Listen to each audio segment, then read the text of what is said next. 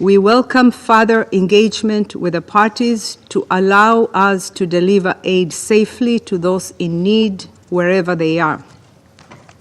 Madam President, here is what we need from the international community.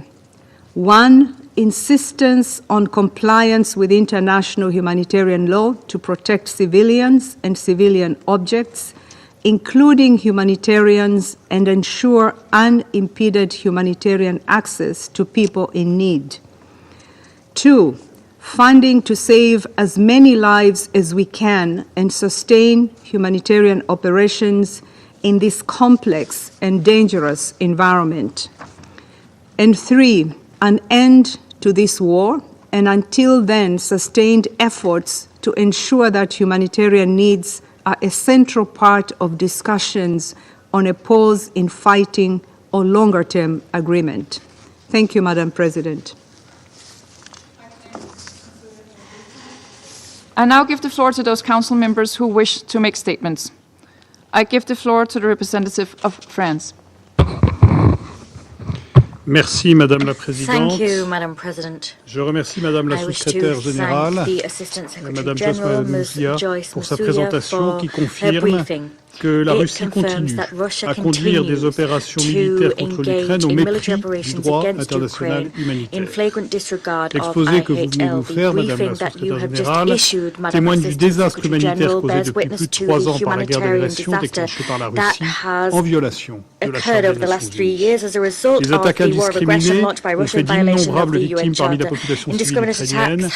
Vous le disiez, selon le commissariat aux réfugiés, 3,7 millions de personnes ont été déplacées à l'intérieur du pays, près de 7 millions vont chercher refuge en Europe et ailleurs. Les enfants ukrainiens paient un lourd tribut, nombre d'entre eux ont été déportés vers la Russie, où ils sont soumis à des pratiques de rééducation forcée. Les personnes âgées et handicapées ainsi que les femmes sont aussi touchées de façon disproportionnée par l'agression russe.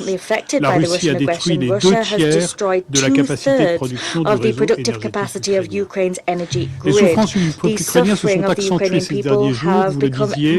La Russie a mené, y compris à Kiev et Odessa, des frappes contre les infrastructures énergétiques et des biens civils, y compris des hôpitaux, des écoles et des habitations. Ces frappes indiscriminées illustrent le décalage qui sépare les paroles des actes de la Russie, qui se disait prête à un cessez-le-feu partiel sur les infrastructures énergétiques il y a quelques jours. Le ciblage délibéré de civils et de biens de caractère civil est une violation du droit international humanitaire. Ils doivent cesser immédiatement, indépendamment de tous ces cessez-le-feu, regardless of any ceasefire, whatever its scope. We condemn these attacks. Madam President, Russia must demonstrate its desire for peace. Russia cannot claim that it is ready to establish a partial truce, while at the same time it continues to relentlessly shell Ukrainian civilians. Ukraine agreed immediately to a proposal for an immediate, comprehensive and unconditional ceasefire as proposed by the US during the meeting in Jeddah on the 11th of March. France hails this progress, just as we support all efforts that could help to move towards a just and lasting peace. And yet, far from demonstrating that Russia genuinely desires peace, Russia continues day after day to strike Ukrainian territory, including civilian targets. As I was saying, and every day there are new victims.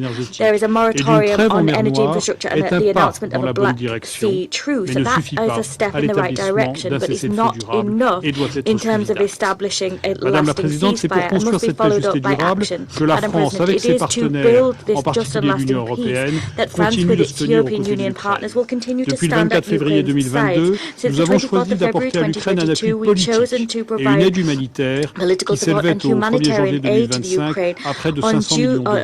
On January 1st, 2025, that support stood at €436 million and was support extended alongside that of UN agencies, international organizations and NGOs. We've also provided military support to Ukraine to help it exercise its right to self-defense, as enshrined in Article 51. This military support is designed to enforce law, to bring down an illegal war, as it has been termed by the ICJ.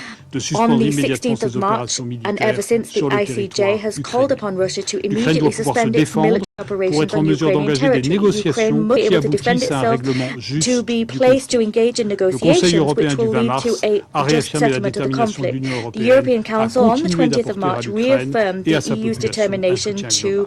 continue to support L'Ukraine, Ukraine nation and souveraine, its doit pouvoir population with participer aux comprehensive négociations qui support. déterminent son destin. Ukraine is a sovereign nation Rien de and ce must qui be able concerne to l'Ukraine participate in ne doit se negotiations which décider sans determine its l'Ukraine. fate. Nothing Rien de ce qui concerning met en jeu Ukraine la must be sécurité decided upon without européenne Ukraine. ne se décidera Nothing sans that que les Européens could possibly jeopardize Europe's security will be decided upon without Europeans being at the table. Security guarantees that are robust, which deter future aggressions, must be made available to Ukraine.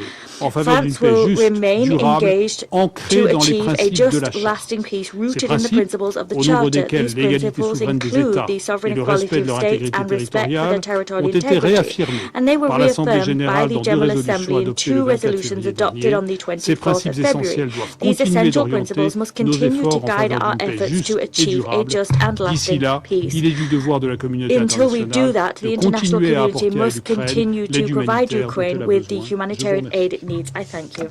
Thank the representative of France for the statement, and I now give the floor to the representative of Panama.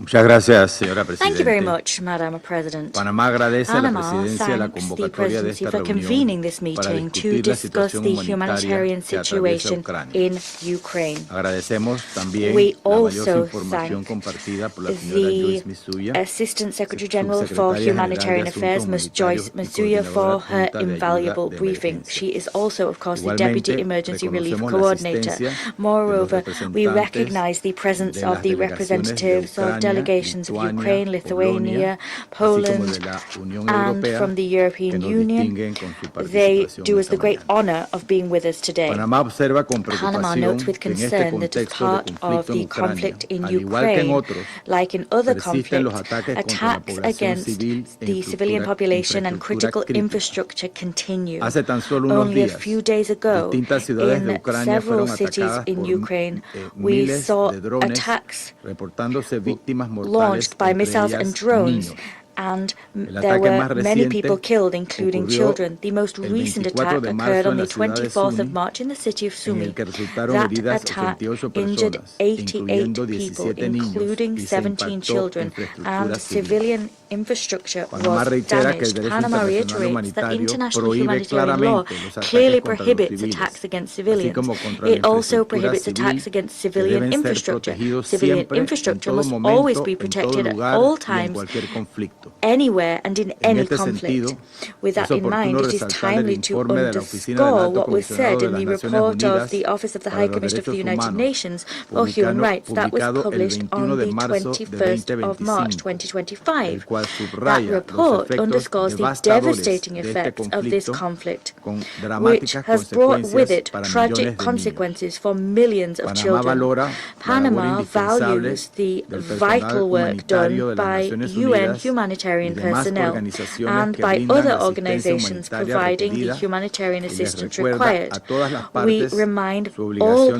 parties of garantizar their el pleno obligation acceso to para que guarantee esta ayuda llegue unfettered directamente a access los so that perjudicados. this aid can Señora directly reach Presidenta, those es affected by imperativo the el conflict. cese Madam total de las President, it is hostilidades vital that we see con a medidas total cessation of inmediatas hostilities para restaurar with la paz immediate en measures Ucrania. taken to restore peace in En Ukraine. este sentido, As such, siendo la and seguridad bearing in marítima mind un pilar that maritime fundamental para security Panamá, is fundamental for vemos con algún Panama, optimismo we are los pasos que se han adelantado optimistic when we hacia un note the alto steps al that have fuego been taken marítimo towards en a el Mar maritime Negro ceasefire que in the Black permita Sea, la seguridad de su such as to navegación. allow the safety of Todos los navigation. esfuerzos All ahora efforts now deben ser dirigidos must be hacia alcanzar focused el on objetivo achieving urgente the urgent mediante goal acuerdos que permitan el cese that is definitivo ours de through hostilidades, agreements which la establish atención a a las cessation of necesidades hostilities, humanitarias urgentes the resumption y a and una delivery of paz urgent duradera. humanitarian aid, and Por a ello, lasting peace. Panamá reitera As su such, Panama respaldo reiterates para que its las support conversaciones que se llevan a cabo en for Riyadh the hacia una conversations underway negociación in Riyadh. para la Their goal resolución del is conflicto to move to esté dirigido negotiations hacia una for paz conflict justa y resolutions. duradera, en Conflict consonancia con los resolution that must be principios focused on a just establecidos and en la lasting Carta peace de and las be in Naciones line with the Unidas. principles established in the UN Charter. Thank you. Of Panama for the statement, and I give the floor now to the representative of Guyana. Thank you, Madam President. I thank ASG Masuya for the important updates provided and welcome the participation of the representatives of Ukraine, Lithuania, Poland, Romania, Finland, the European Union, and the Sovereign Order of Malta in today's meeting. Madam President, we take positive note of the intensification of efforts to bring about a permanent and sustainable ceasefire in Ukraine, and the announcement yesterday that an agreement has been reached on Black Sea navigation. Guyana has long emphasized the importance of dialogue and diplomacy in the international response to the war in Ukraine and commends the architects of these and other peace initiatives for their foresight and dedication. Even as we celebrate the modest breakthroughs, we continue to be reminded of the urgent need to bring this war to an immediate and permanent end. The recent drone attacks against energy and civilian infrastructure and the rising death toll over the past few weeks serve as a stark reminder that the shadow of destruction continues to loom large and can only serve to diminish the prospects for peace. This is a critical time where the slightest misstep could doom millions of Ukrainian and Russian citizens to even more bombardment and displacement, a time that we, the international community, must rise to the occasion and deliver on the promise of peace. With this in mind, and against the backdrop of widening humanitarian needs on the ground, Guyana calls upon the parties to engage in good faith in the ceasefire negotiations, uphold their obligations under international humanitarian law, and put the interests of their populations first. We also continue to underscore that lasting and sustainable peace cannot be achieved at the expense of international law. The parties, therefore, must commit themselves to achieving a lasting peace based on international law and with full respect for the sovereignty and territorial integrity of Ukraine. Madam President, it has been said many times in this chamber that peace achieved through the use of force is not sustainable. Guyana supports those who work for peace, applying the tools of dialogue and diplomacy to bring about a peaceful and lasting settlement to this war. We call on all member states to support those efforts, including by implementing the relevant resolutions of the UN General Assembly and the Security Council. I thank you. Thank the representative of Guyana for the statement, and I give the floor to the representative of Slovenia. Thank you, Madam President. I would like to thank Assistant Secretary General Masuya for her briefing. The death and destruction caused by this war are tremendous. We heard from Assistant Secretary General Masuya about numbers: 12,000 civilians killed, 30,000 civilians injured. The total estimate cost of reconstruction is assessed at almost 500 billion euros. The vast majority of attacks that caused this represent a direct violation of international humanitarian law, and they need to stop immediately. After 3 long years of Russia's war of aggression, the fighting does not seem to be diminishing. Each week, hundreds of glide bombs and drones are deployed over Ukrainian cities. This year alone, Ukraine has been a target of more than 4,000 air and drone strikes. Just this February, civilian casualties increased by 35% compared to February last year. Humanitarian workers continue facing serious difficulties in assessing people in need due to ongoing protection risks and movement restrictions. Meanwhile, Russia's missiles keep hitting civilian targets. 2 weeks ago, for instance, a cluster munitions missile hit a civilian cargo ship in Odessa while it was loading wheat for Algeria. What's more, just a few days ago, a Russian missile attack hit a densely populated district in the border town of Sumy, damaging a children's hospital and 2 schools, and causing dozens of casualties, many of them children. Simultaneously, Russia was attacking Ukraine's energy infrastructure. Slovenia is gravely concerned with the drone strike on the Chernobyl nuclear power plant protective shield, bringing us once more inches away from a nuclear accident. Such an event would have catastrophic consequences for Ukraine and the wider region. This Council should make every effort to prevent it from happening. Madam President, these attacks must stop. The killing needs to stop.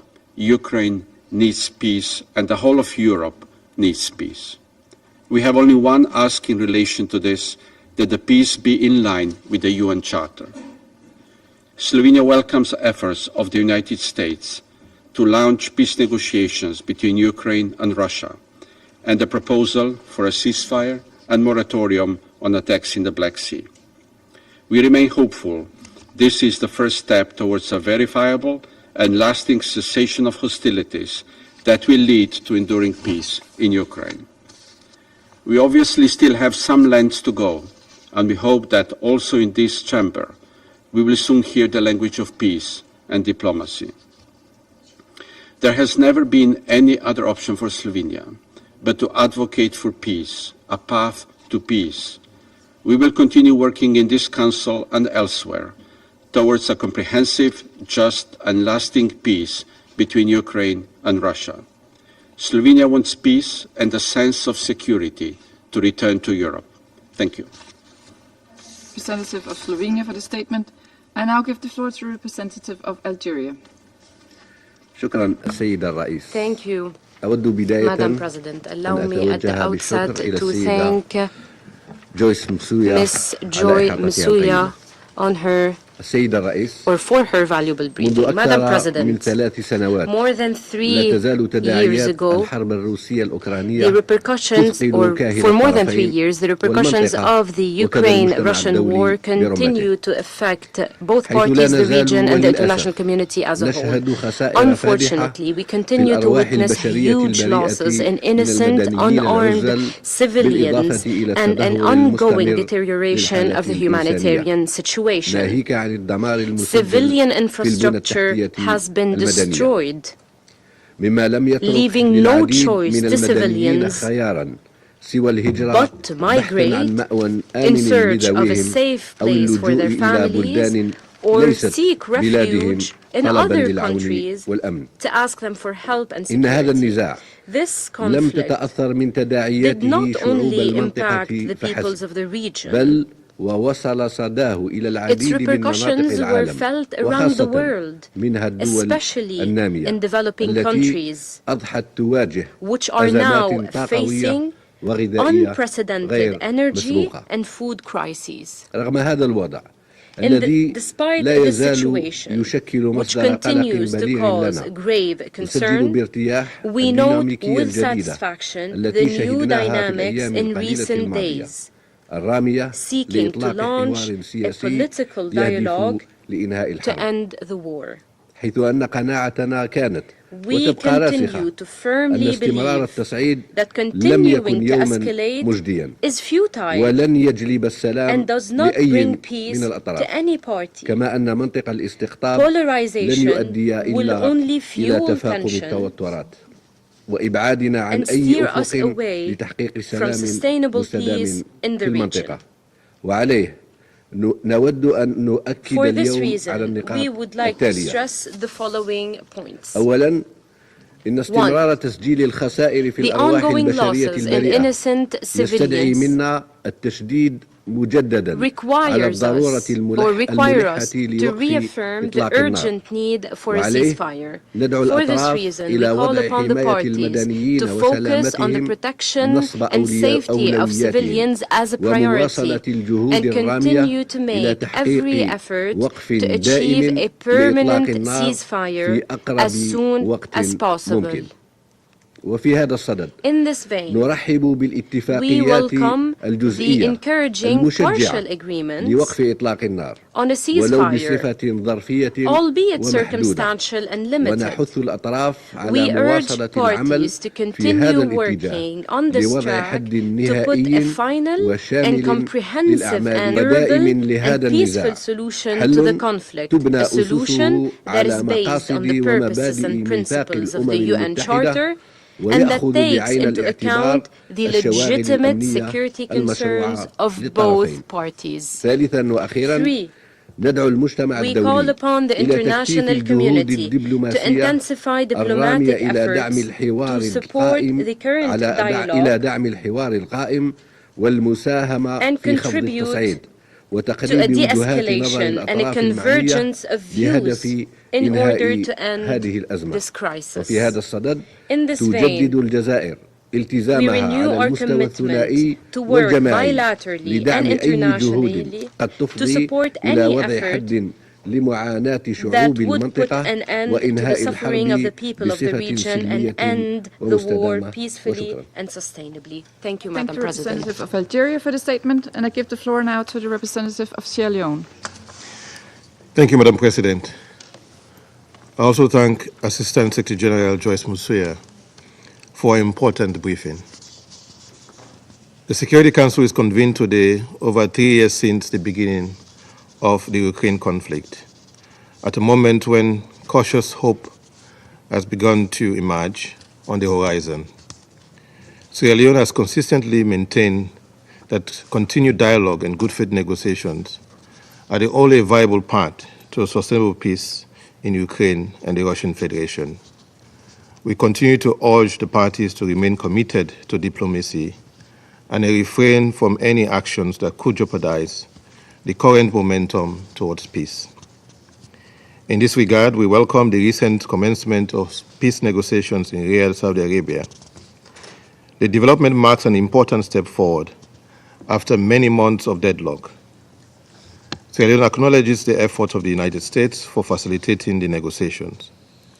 We hope that these talks will lay the groundwork for a broader peace process and ultimately lead to direct negotiations between the principal parties to the conflict. It is imperative that all sides engage in these talks sincerely and constructively with a genuine commitment to achieving a just and lasting resolution. We also note with appreciation the announcement of a Black Sea ceasefire agreement resulting from the recent diplomatic engagement. This agreement reportedly aimed at halting hostilities in and around the Black Sea to ensure safe navigation. It's a welcome development that can reduce violence and improve maritime security, including the continued flow of essential goods. While we acknowledge this progress, further clarity on the agreement terms and robust confidence-building measures are needed. Such steps will help guarantee that all parties uphold their commitment and will foster the trust necessary to make the ceasefire durable. We hope this confidence gain can pave the way for broader de-escalation beyond the Black Sea region. Madam President, notwithstanding these diplomatic developments, Sierra Leone remains deeply concerned by the continued attacks, including on Ukraine's energy infrastructure, in particular missile and drone strikes targeting power plants, electricity grids, and other critical facilities across Ukraine. These assaults have devastated Ukraine's energy capability, with reports indicating that over 60% of the country's power-generating infrastructure has been damaged or destroyed, leaving millions of civilians in darkness and cold. The resulting widespread outages cut off heating, water supply, telecommunications, and healthcare for countless families.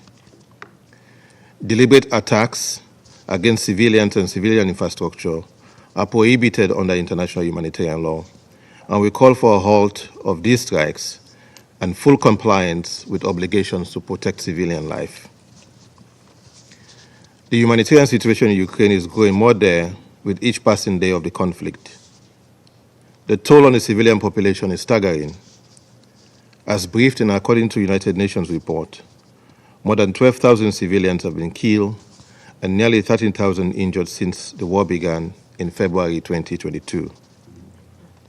In addition to this horrific loss of life, nearly one-third of Ukrainians have been displaced from their homes, with over 6 million people have fled as refugees to neighboring countries, and millions more are internally displaced within Ukraine.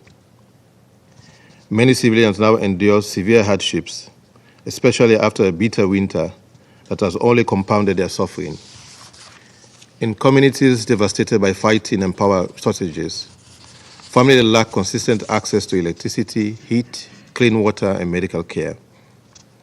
Vulnerable groups, children and the elderly, and persons with disabilities are particularly at risk in these conditions, facing the harshest impact of the cold and disruption of essential services.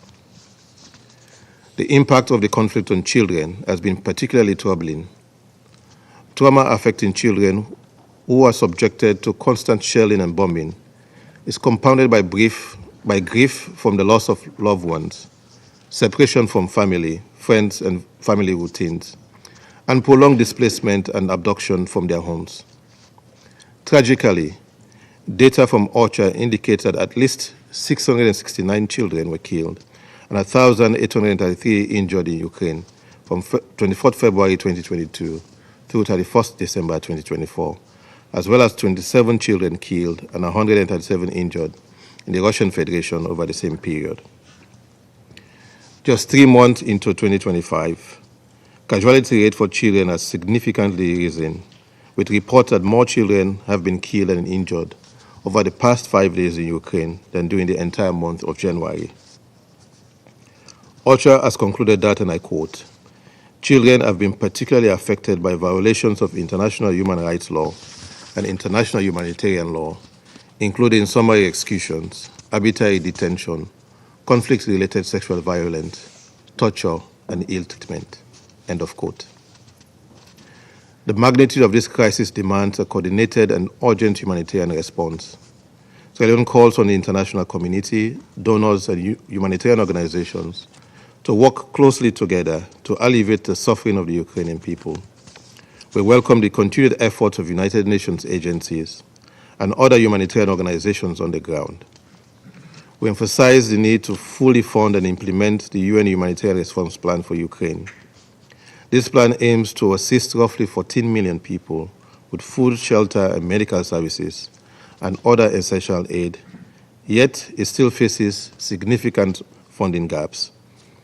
We echo the urgent appeal of OCHA for increased support to close these gaps so that life-saving assistance can reach all those in need. Madam President, looking towards the prospect of peace and recovery, Sierra Leone underscores that the process must be inclusive and people-centered. All relevant stakeholders should have a voice in shaping Ukraine's future, including the relevant regional actors.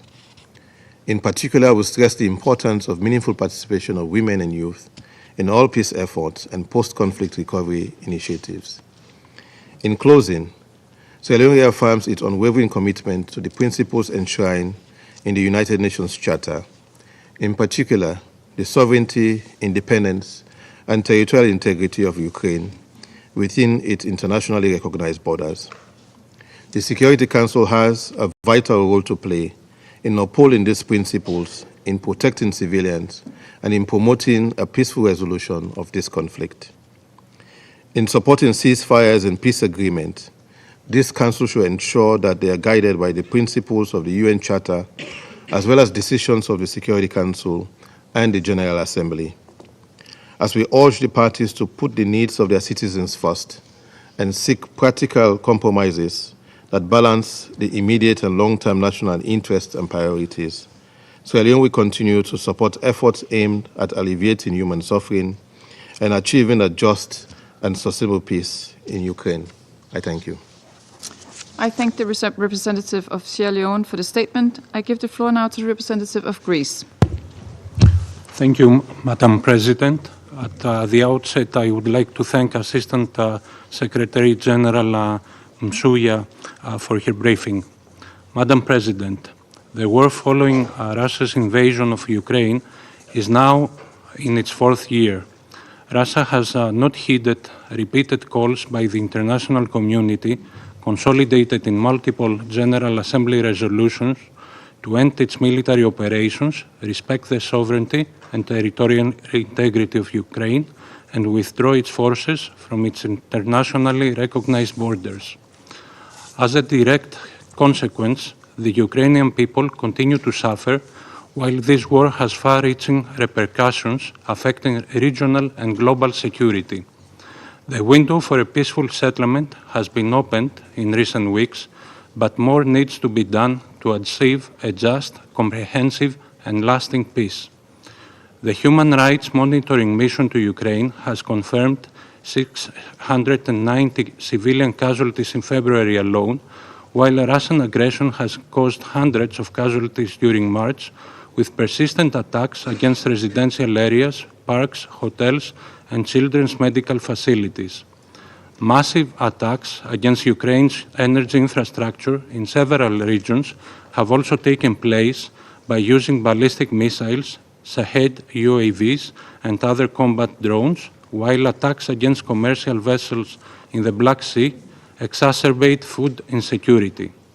Of particular note is the wide use of short-range drones, including first-person view drones, which account for the highest number of casualties, exceeding the impact of any other weapon. Casualties among children have now exceeded 2,550, with the number of child casualties in 2024 rising by more than 50% compared to the previous year. Surviving children bear scars for life, and many of them face mental health challenges due to the disruption of their everyday lives, the countless days spent in shelters, and the missed opportunities to socialize and learn. More than 1,700 education facilities and 800 medical facilities have been damaged or destroyed since the beginning of the war. Greece condemns in the strongest possible terms attacks against civilians and civilian objects and joins calls to immediately cease all attacks against residential areas and critical infrastructure in Ukraine. All parties must adhere to their obligations under international law, including international humanitarian law. We also deplore the violations of human rights in the temporarily occupied territories of Ukraine and call on Russia to ensure unfettered humanitarian access to POWs and civilian detainees and cooperate fully with all international monitoring and investigative bodies. It is also of paramount importance that we ensure accountability, and we support international efforts in this regard as a further guarantee for any peace arrangement. We firmly believe that violations of international humanitarian law and war crimes should be thoroughly investigated by the relevant international institutions and the perpetrators be brought to justice. Turning to the peace track, Greece takes note of the advancements achieved in recent weeks, the joint statement by Ukraine and the United States in Jeddah, and the fact that Ukraine is back at the negotiating table. We also express our satisfaction over the 30-day immediate ceasefire on all energy and infrastructure agreed between the United States and Russia, although we regret that Russia has not accepted a full 30-day ceasefire. We also echo the Secretary General's comment that reaching an agreement on safe and free navigation in the Black Sea with security commitments and in line with the UN Charter and international law would be a crucial contribution to global food security and supply chains. Madam President, what is needed now is not only a cessation of hostilities, but also a just, comprehensive peace through inclusive diplomacy based on the United Nations Charter and international law, in full respect of Ukraine's sovereignty and territorial integrity. A ceasefire seems not to be enough. We need to establish a solid framework for peace, security, and prosperity. This peace should only be possible with credible and robust security guarantees which will deter and prevent the recurrence of war in the future. A sustainable peace can only be achieved through strength and resilience with the active engagement of the United States, Ukraine, and Europe, as the security of Ukraine is inextricably intertwined with global security and stability. I thank you. I thank the representative of Greece for the statement, and I give the floor to the representative of Pakistan. Thank you, Madam President. I would like to thank ASG Msuya for her briefing, providing an overview of the humanitarian situation resulting from this conflict. We also take note of her call for cessation of hostilities and an end to this conflict. We also welcome the participation of Ukraine and other European members in this meeting. Madam President, Pakistan is deeply concerned by this conflict that has caused immense human suffering and massive damage to infrastructure, economy, and society. It has had vast consequences for the global economy and particularly for the developing countries. Pakistan's position on this and other conflicts is based on adherence to the principles of the UN Charter, self-determination for peoples, respect for sovereignty and territorial integrity of states, and non-acquisition of territory by the threat or use of force.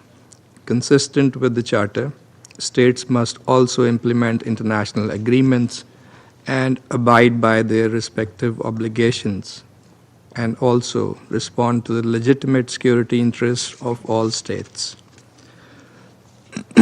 Madam President, in the context of today's meeting, I would like to make the following points. First, the conflict in Ukraine, which has now entered its fourth year, has taken a heavy toll on the civilian population. This is highly regrettable. Every human life matters and is not merely a number. Second, the protection of civilians and civilian infrastructure is an obligation under international law and international humanitarian law, and must be fully and consistently respected by all parties. Third, for a humanitarian response to be effective and responsive to the needs of the affected population, it is vital that access and protection of humanitarian workers be ensured.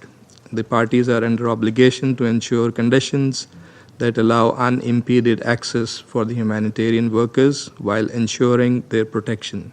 Fourth, the Third Geneva Convention related to treatment of prisoners of war is binding on all parties to the conflict. Strict adherence to those obligations must be ensured. And President, this Council is meeting to discuss developments related to Ukraine for the first time since the adoption of Resolution 2774 last month. That resolution mourned the tragic loss of life throughout this conflict, reiterated that the principal purpose of the UN, in accordance with its charter, was to maintain international peace and security and to peacefully settle disputes. It also called for a swift end to the conflict and a lasting peace. This resolution and the ensuing diplomatic efforts have imparted a new impetus to the prospects for an early end to the fighting. In this context, we welcome the limited ceasefire agreement reached, banning the targeting of energy-related infrastructure, and more recently, to ensure safe navigation in the Black Sea. We appreciate the US and its leadership's active engagement, also involving the Russian and Ukrainian leadership in bringing this to fruition.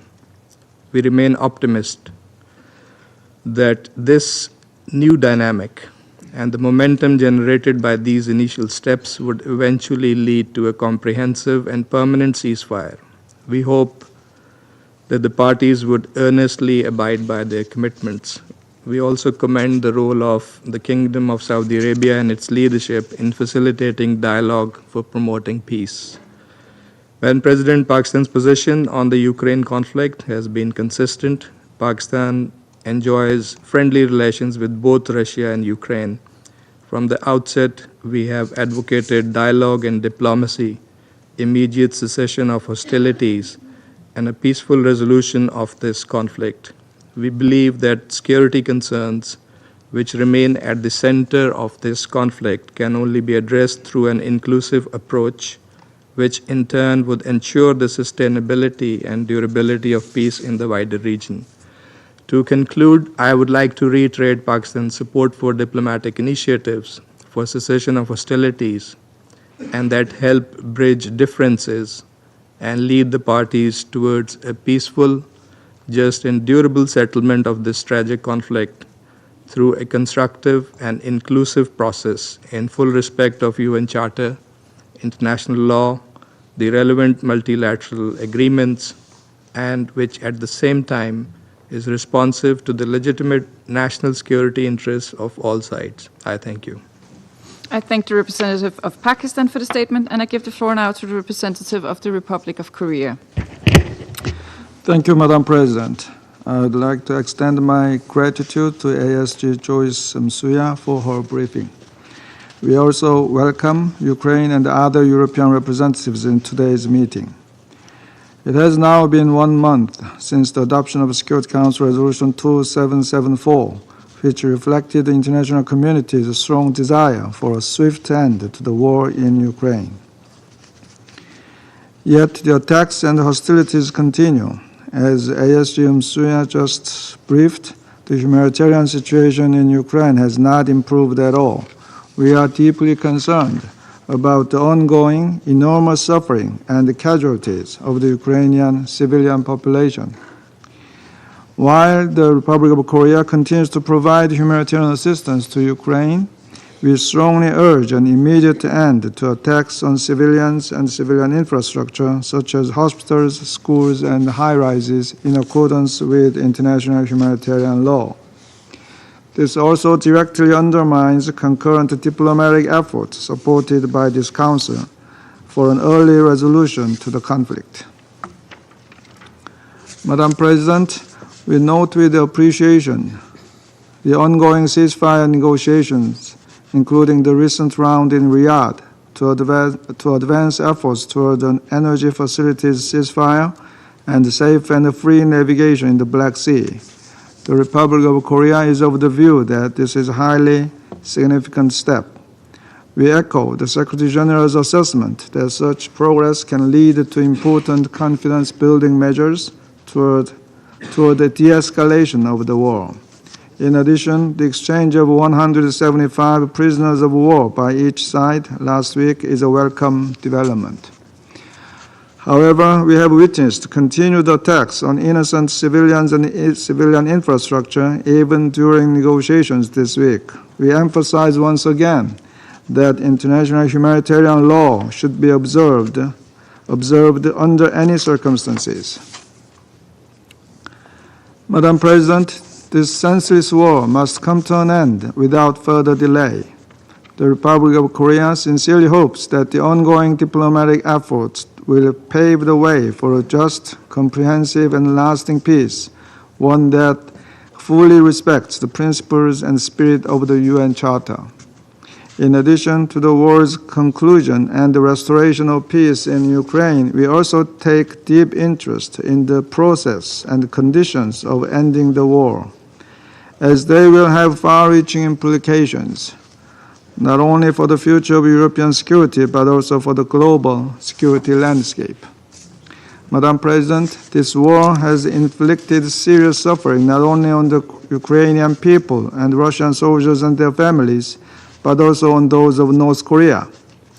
Indeed, interviews with captured North Korean soldiers in Crux have revealed how these young men were deceived by their leadership and being told they were sent to Russia for training, not to fight in a war. Reportedly, their families remain unaware that their sons have been sent abroad to engage in another country's deadly conflict until the authorities issue a certificate of death in battle. Pyongyang even compelled the bereaved families to sign non-disclosure agreements regarding the loss of lives.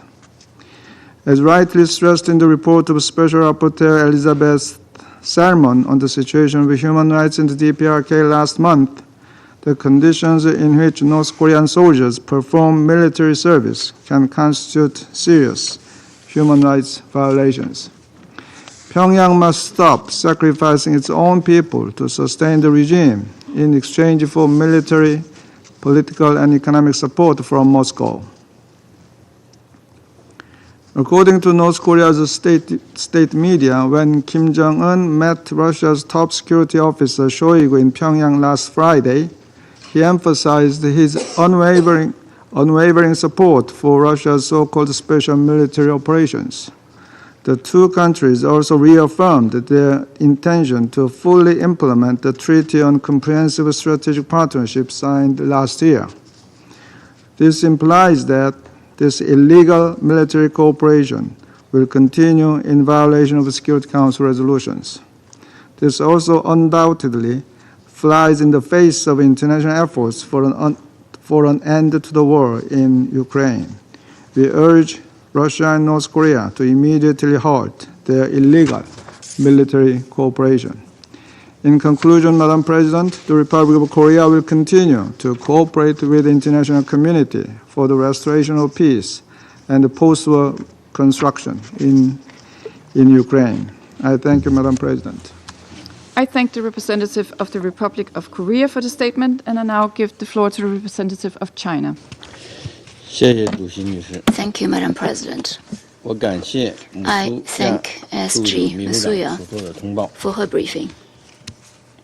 The Ukraine crisis has been dragging on with constant new civilian casualties. It is heartbreaking. One more day of the war means one more day of harm and destruction, and one more day of tumult and instability. Under no circumstances should civilians be the target of attacks. Their safety should be protected. At present, political resolution of the Ukraine crisis is approaching a critical moment, and a window of peace is opening. China welcomes all efforts that will lead to ceasefire, a necessary step towards peace. China welcomes the agreement reached between the U.S. and Russia on having dialogue and peace talks, and welcomes the recent negotiations between Russia and the U.S. and between Ukraine and the U.S. in Riyadh, where positive progress was made on navigational safety in Black Sea, ceasefire on energy infrastructure, and Russian agricultural and fertilizer exports, among others. China supports the conclusion of a just, lasting, and binding peace agreement that is accepted by all parties with the participation of all parties and stakeholders. As the fighting is on the European soil, Europe ought to play its part for peace, to jointly address the root causes of the crisis, and to find a balanced, effective, and sustainable security framework so as to achieve long-term security and stability on the European continent. Last September, China partnered with Brazil and other countries in the Global South to launch the Group of Friends for Peace. The group has been consistently guided by the purposes and principles of UN Charter in its work to rally positive forces in support of a political settlement of the Ukraine crisis. Last Thursday, the group met again at the ambassadorial level and spoke to the press, reiterating the call for an immediate and complete ceasefire and urging all parties and stakeholders to embrace the opportunity and engage constructively in peace talks. The group believes that the shared goal must be to find a just and lasting solution that addresses concerns of all parties to the conflict and to reach a peace agreement acceptable to them. The UN can play a role in fostering such diplomatic efforts and in the implementation of any peace agreement. The group members are worried about risks and crises arising from this, which has caused repercussions across many countries, including those in the Global South. The group is of the view that issues such as food and energy security, as well as humanitarian assistance, should be integral to the peace process. The voices of the Global South in support of the peace in the region should be heard and heeded. As the situation continues to evolve rapidly, members of the group are committed to maintaining close engagement with one another and with all relevant parties. The group members will strive to deepen the understanding of diverse perspectives, foster common ground, and play a constructive role in supporting all efforts toward peace. Together, the group of members stand ready to contribute to a peaceful resolution of the conflict and a better future for all. President, China has always maintained an objective and impartial position on the Ukraine question, guided by the principle of the four shoulds proposed by President Xi Jinping. We have actively engage with all relevant parties to work for peace and push for talks. We will continue to work with the international community to raise the voice of reason for peace talks, build conditions and momentum for ceasefire and peace talks, and play a positive and constructive role in achieving a political solution to the Ukraine crisis. Thank you, President. I thank the representative of China for the statement, and I give the floor now to the representative of the United Kingdom. Thank you, President. Let me start by thanking ASG Monsieur for the briefing today.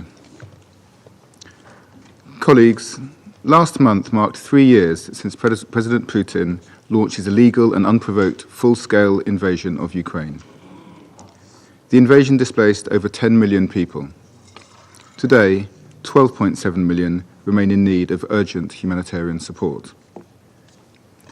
The suffering caused by Russian forces is well known to this Council.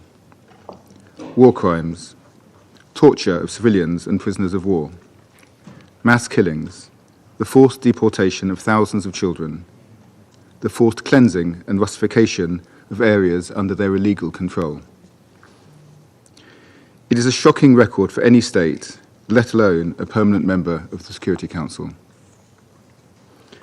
In recent weeks, Russian drone and missile attacks have intensified nationwide, with daily reports of damage to residential areas and civilian infrastructure across multiple oblasts.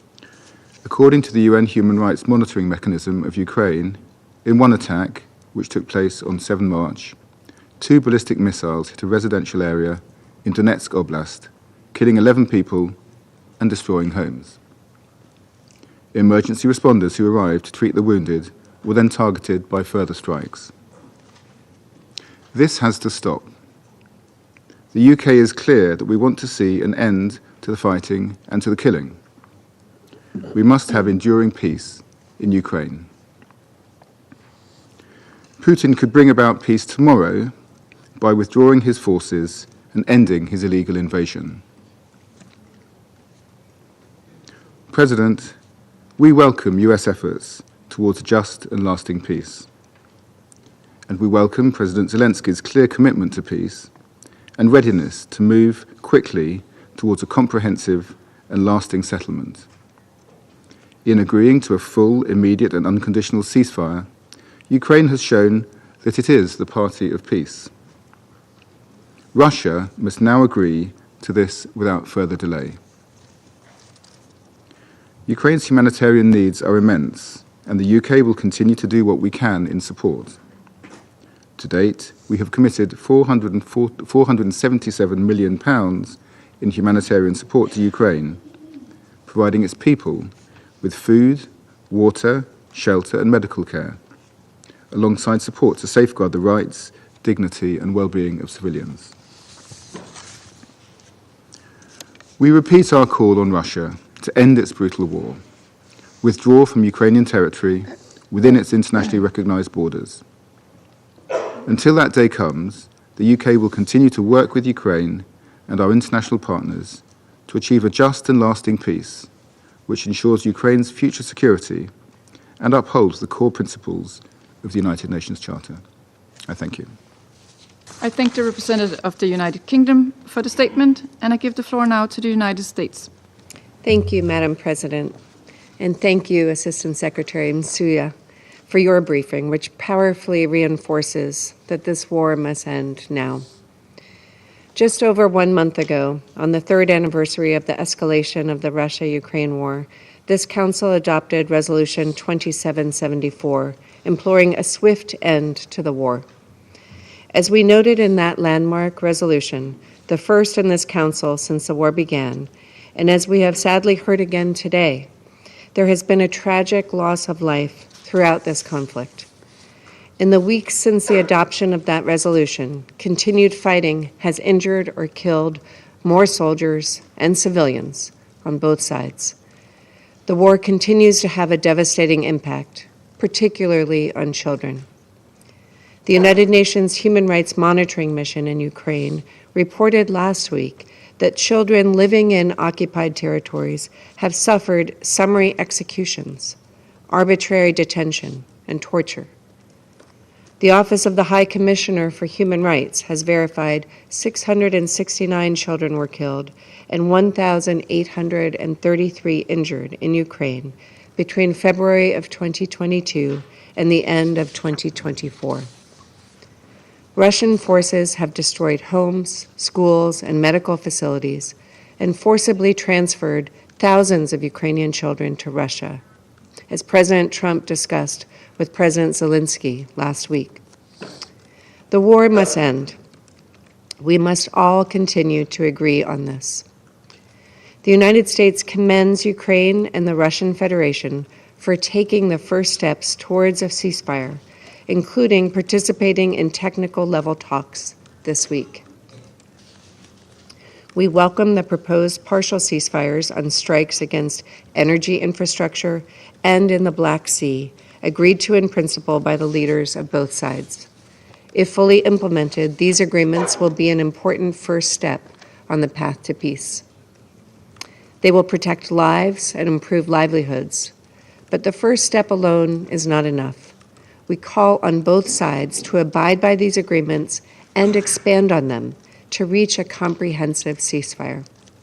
The United States is committed to achieving a lasting peace, not just a temporary pause, and is pursuing that goal through direct dialogue with both Ukraine and Russia. Last week, President Trump spoke with the presidents of both the Russian Federation and Ukraine. On March 18th, President Putin agreed the conflict needs to end with a lasting peace. And on March 19th, President Zelensky agreed that the lasting peace can be achieved.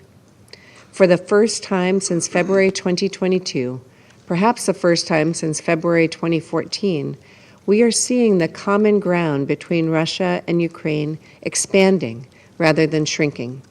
That in itself is grounds for optimism. We call on all Security Council members and all UN member states to lend their support to our efforts to achieve a swift, durable peace in Ukraine. I thank you. I thank the representative of the United States for the statement, and I give the floor now to the Russian Federation. Representative of the Russian Federation, sorry. Thank you, Madam President.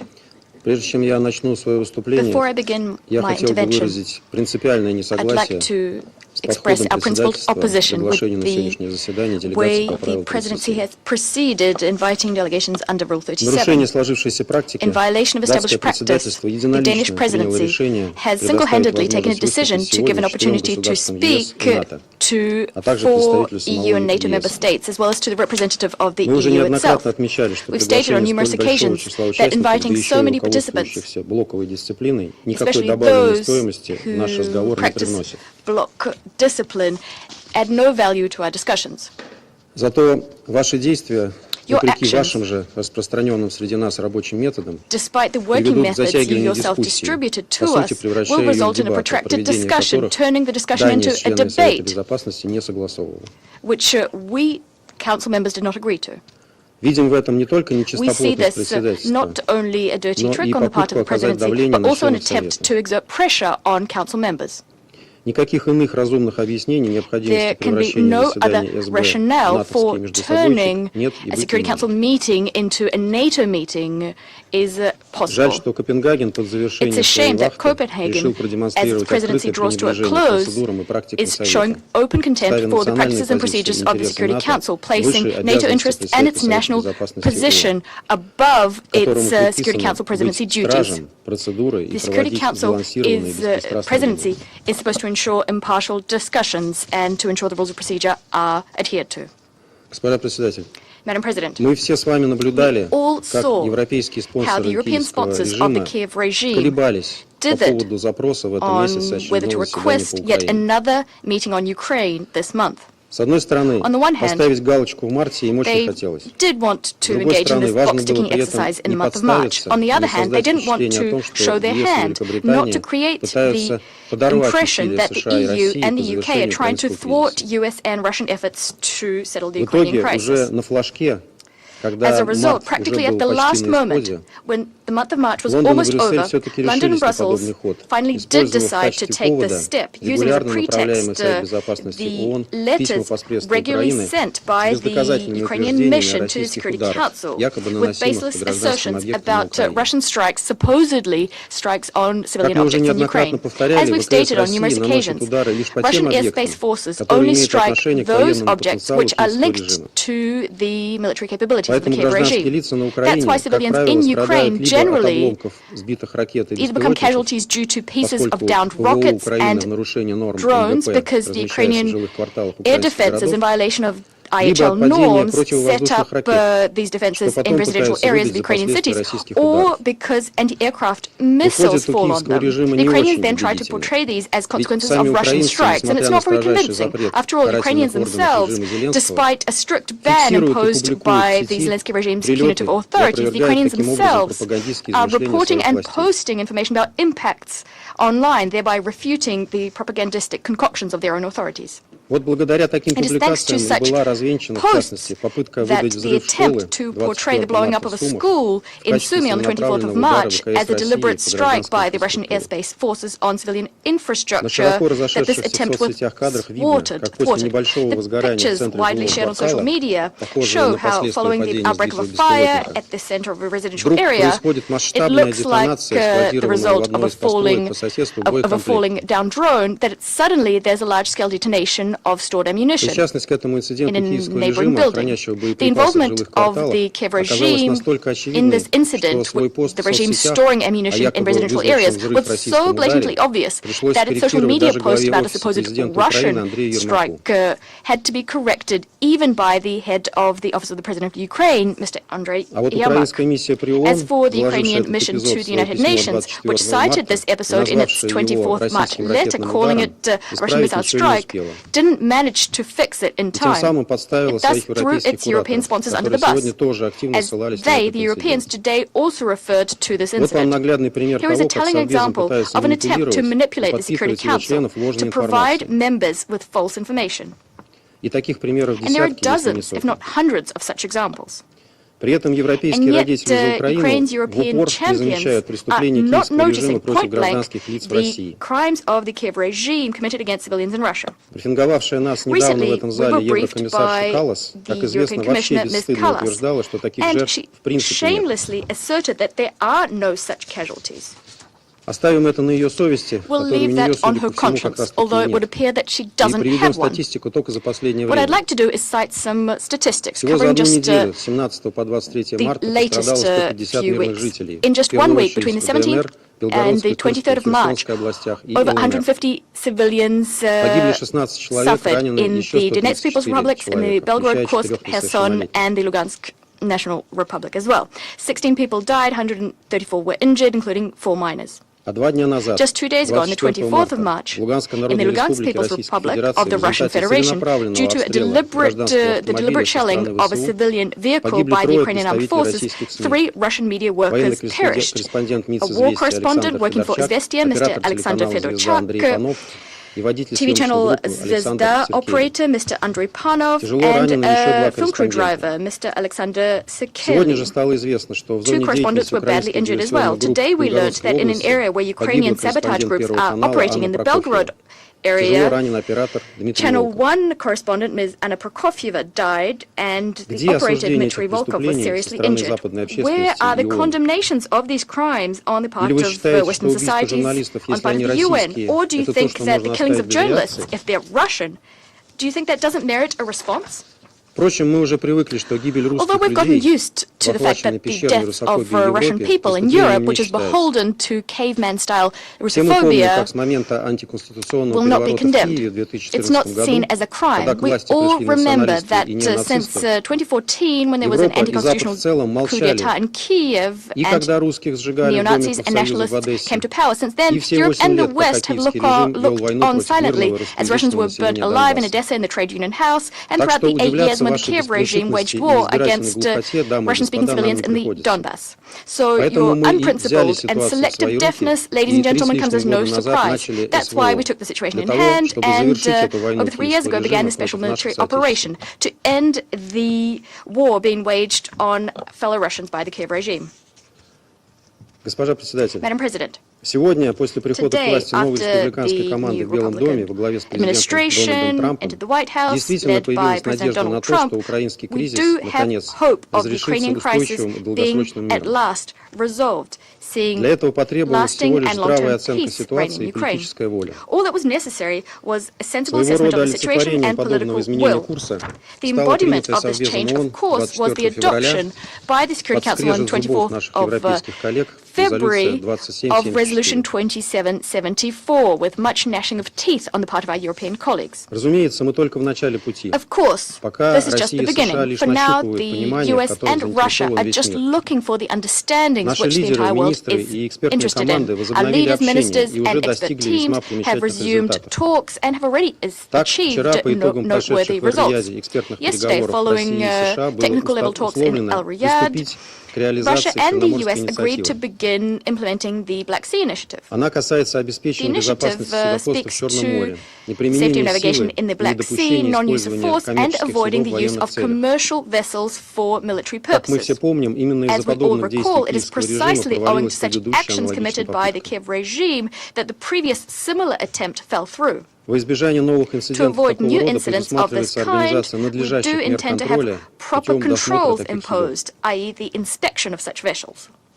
Moreover, the US agreed to facilitate the resumption of access of Russian agricultural and fertilizer exports to world markets, lowering the cost of ensuring such a maritime trade and broadening access to ports and payment systems for such transactions. It's important to understand that, as per the agreement, the initiative will be resumed only after a series of measures are adopted.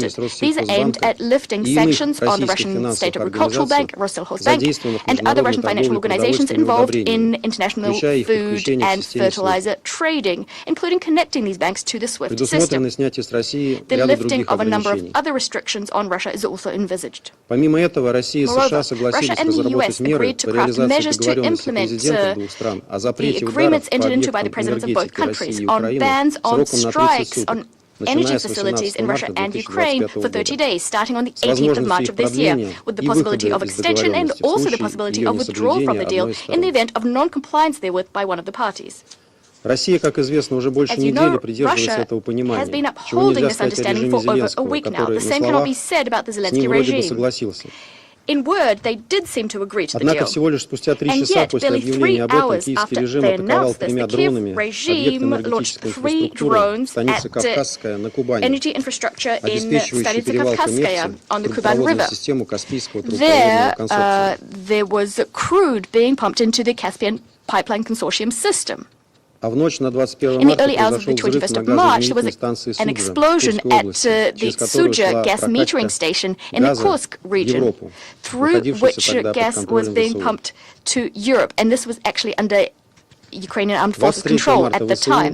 On the 23rd of March, the UAF conducted a mass artillery strike on an electrical substation in the Zaporizhia region, leaving 11,000 people without electricity. On 24th March, the Kiev regime struck with a drone at a crude pumping station at the Kropotkinskaya station, also belonging to the Caspian Consortium. On the same day, the Kuban branch of the Rosseti Power Company was hit. As a result, power supply was cut off to the Rostovskaya and PP Tihoretskaya. In Lugansk, there was an attack on a gas distribution station in Svatova, and in the Crimea, a drone was down, the aim of which was an underground gas storage facility, Glebskaya facility. By the way, the Kiev regime tried to attack that same facility again just this morning. Also, the UAF attacked using drones energy facilities in Bryansk and Kursk regions. In other words, the Kiev, in word, agreed to this energy ceasefire, yet it continues to plan and conduct strikes on Russian energy infrastructure, thus trying to hoodwink both us and the United States. It's plain that in so doing, it's trying to foil any peace agreements, clearly demonstrating the fact that we can't do business with Kiev. The Russian Federation reserves the right to respond should the Kiev regime continue on this destructive course. Madam President, foiling this settlement process launched by Russia and the US, pulling its European allies into a confrontation with the Russian Federation, it's the last hope of the ringleader in Kiev.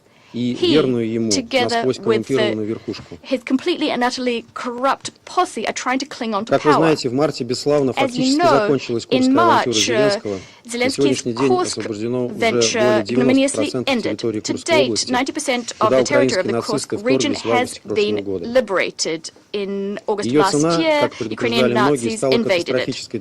The cost, as many warned, was catastrophic for Ukraine. Over 70,000 people died, and hundreds, if not thousands, of units of military equipment provided by the West was lost. As a result, the combat capability of the UAF was undermined. Ukraine is losing more and more territory in the east, and because reserves have been sent to Kursk, the front line in the east has basically collapsed.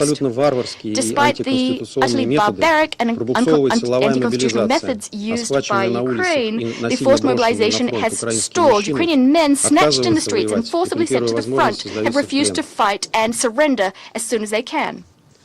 The Kiev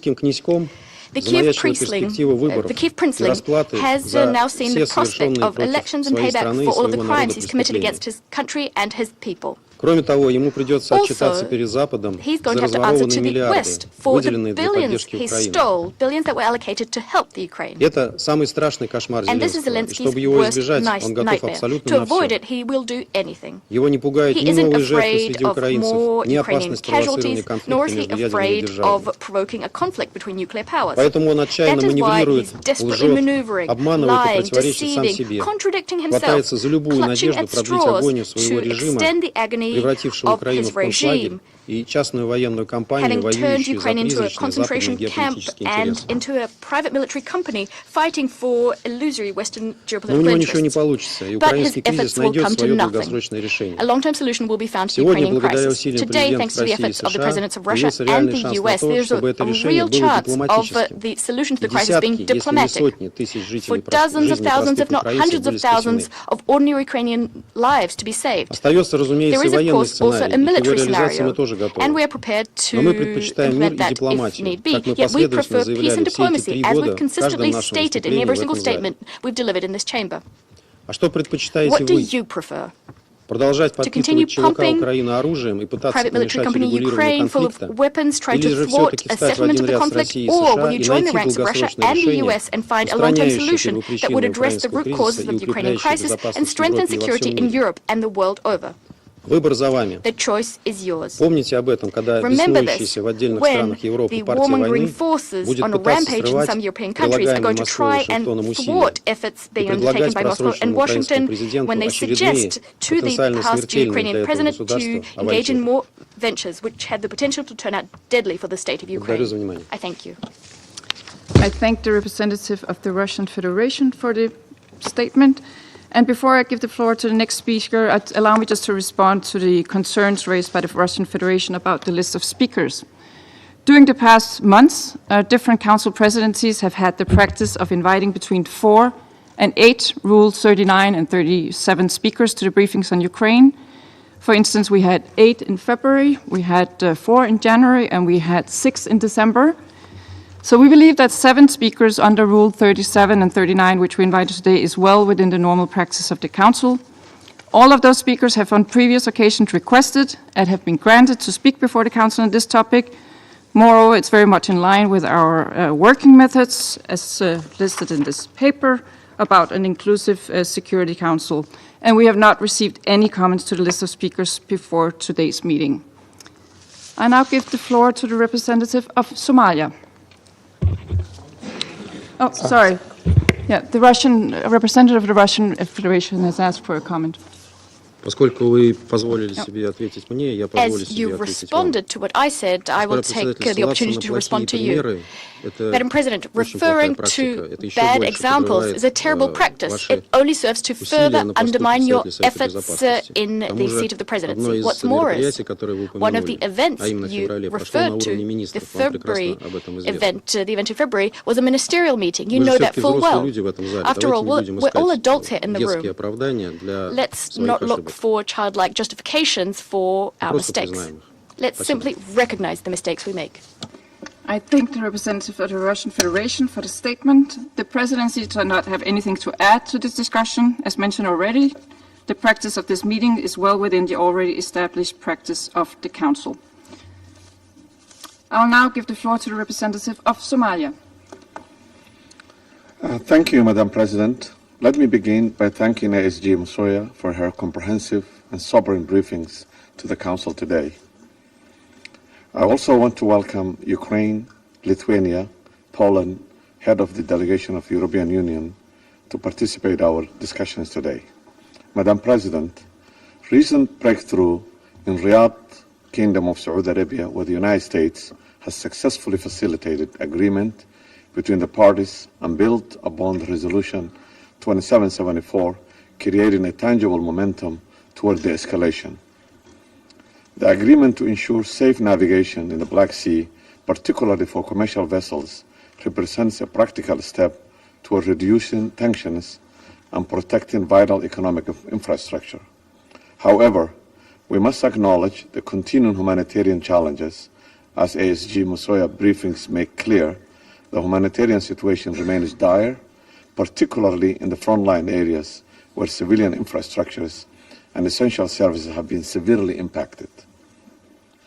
The protection of civilians and civilian infrastructure remains paramount, particularly in the frontline regions where access to basic services have been severely impacted. Madam President, in light of this development and continuing challenges, this Council should focus on three priorities. First, supporting the implementation and the monitoring of the recently agreed maritime safety measure and the infrastructure protection arrangement. Second, expanding humanitarian access to affected populations, particularly in areas where delivery of essential services has been compromised. Third, building this momentum to encourage broader dialogue toward a comprehensive ceasefire and sustainable political solutions. While challenges remain, these steps toward de-escalation provide foundation for further diplomatic initiatives.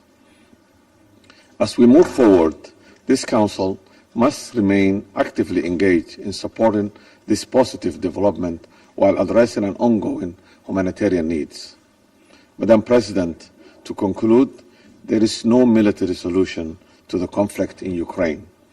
The only sustainable solution is to work together toward strengthening diplomatic engagement and create a condition conducive to a just and lasting peace. The path to peace begins with ceasefire, continues through respect for international law and international humanitarian law, and ends with justice. We remain committed to these principles and for our most determined efforts to restore peace in Ukraine and its people and the region in whole. I thank you. I thank the representative of Somalia for the statement. I shall now make a statement in my capacity as the representative of Denmark. Assistant Secretary General Msuya, thank you for your sobering briefing. Your briefing confirmed once again that since we last discussed the aggression against Ukraine in the Security Council, we've seen continued airstrikes by the Russian Federation, which have killed civilians and damaged civilian infrastructure.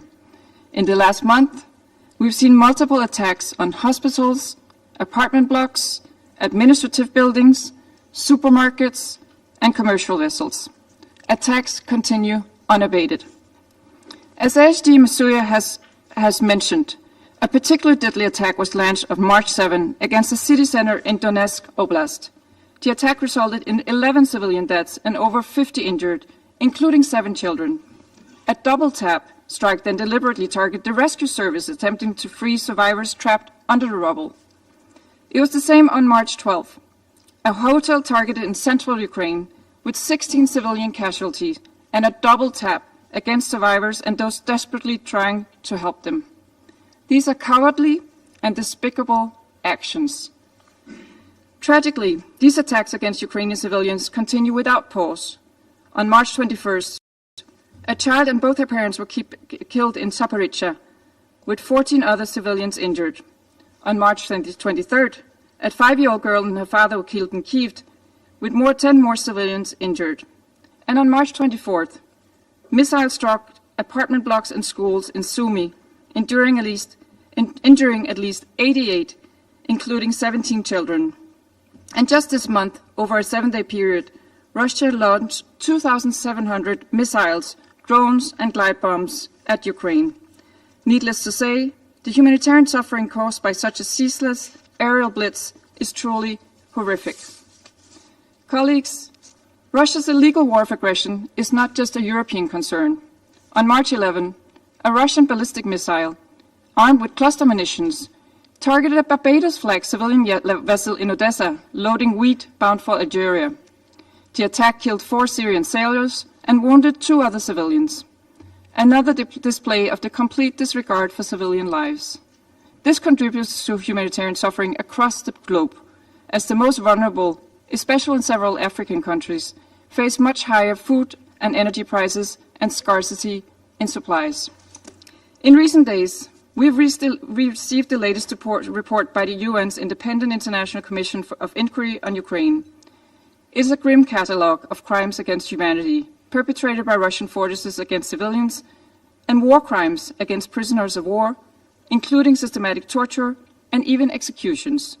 The report notes an apparent new policy in Russia's armed forces to not take prisoners, but to kill them. Colleagues, I want to highlight the extreme vulnerability of Ukraine's women. I paid tribute to the brave testimonies given here in New York 2 weeks ago by Ukrainian women held captive for years by Russian forces and subjected to terrible abuse and degradation. We also remember the Ukrainian children who have been adopted to Russia and had their identity brutally erased. This underlines that if there is to be an enduring peace, it must be built on accountability and justice for all.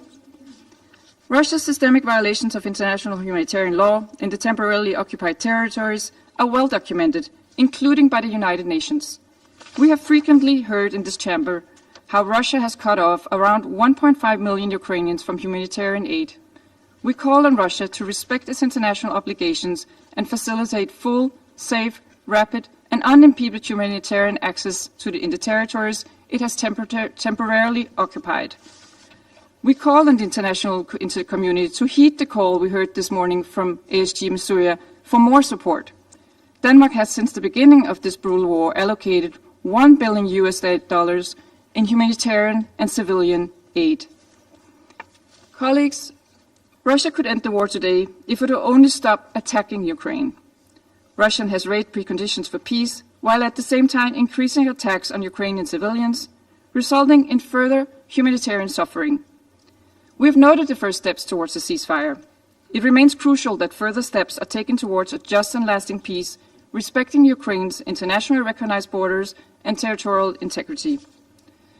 The majority of the United Nations members clearly stood with the people of Ukraine on the 3rd anniversary of Russia's illegal, full-scale invasion. They reaffirmed their commitment to the sovereignty, independence, and territorial integrity of Ukraine. They demanded that any peace must be in line with the principles of the UN Charter, the charter we all signed up for.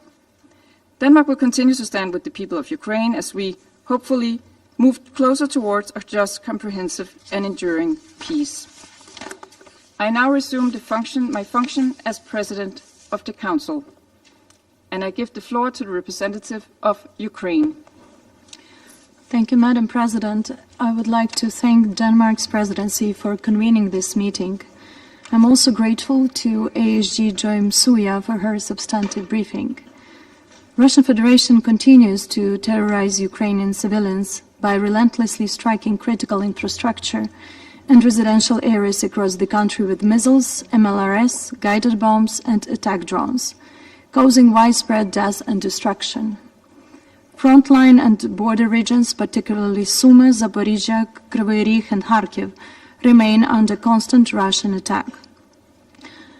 Distinguished members of the Security Council, we should focus on Russian actions and not their statements. And the actions are the following. On night of 1st March, the Russian Federation launched at least 9 Shahed drones on Kharkiv, damaging a hospital with patients inside and injuring at least 7. On night of 3rd March, Russian attack on an eco park near Kharkiv destroyed animal enclosures, a medical center, and a mother and a child house.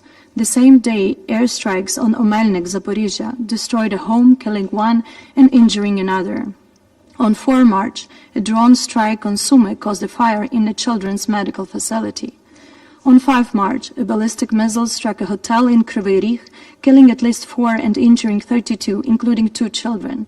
Damage included 14 apartment buildings, a post office, cultural center, shops, and vehicles. On 7 March, a massive Russian assault on energy infrastructure hit multiple regions across Ukraine, Odessa, Poltava, Chernihiv, Ternopil, using nearly 70 missiles and 200 drones. In Kharkiv, a missile injured civilians near an apartment building. That same day at night, the Russian Federation launched a ballistic missile attack on the center of Dobropilla, Donetsk region, killing at least 11 people and injuring 50 others, including 7 children. As firefighters worked to extinguish the blaze, Russian forces carried out a second strike, targeting the rescuers. On 11 March, Russian drones damaged an infrastructure facility in Dnipro, about 10 private houses, and broke windows in a kindergarten and a school. On 12 March, Russia launched ballistic missiles at Kryvyi Rih, killing 1 person and injuring 15. Russia launched a double-tap strike on rescuers and medics who arrived at the scene. The strike damaged an infrastructure facility, multi-story residential buildings, administrative buildings, a shop, garages, 12 cars, and 2 units of rescue equipment. On 13 March, Russians massively attacked Kherson with artillery, killing a woman and injuring a man. The same day, critical infrastructure facilities in Zaporizhia and Dnipro regions were attacked. On 14 March, Russians attacked a hospital in Zolochiv, Kharkiv region with drones. A double-tap attack was carried out in 40 minutes after the first strike. On 14 March, Russian troops attacked the center of Kherson with guided aerial bombs, killing 1 and injuring 7 civilians. On 15 March, an attack drone damaged 65 apartments in a multi-story building, 12 private houses, and 19 cars in one of Chernihiv's neighborhoods. On 16 March, an attack drone hit a multi-story building in Chernihiv, injuring a woman. On 21 March, the Russian Federation launched a drone attack on Zaporizhia, killing a family, a 17-year-old girl, father, and her mother. The attack injured at least 14 people, including a 9-month-old baby. The drone strikes caused fires and widespread destruction in Zaporizhia. Overnight, on 23 March, Russia attacked residential areas of Ukraine using nearly 150 strike drones. Russia's massive drone attack on Kyiv and the Kyiv region killed at least 3 people, including a father and his 5-year-old daughter, and injuring 10 others, including an 11-month-old baby. This attack damaged apartment buildings, private houses, and cars.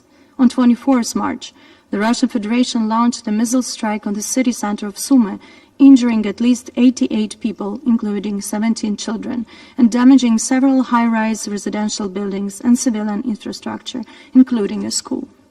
The same day, Russia launched its third consecutive overnight air attack on Kyiv.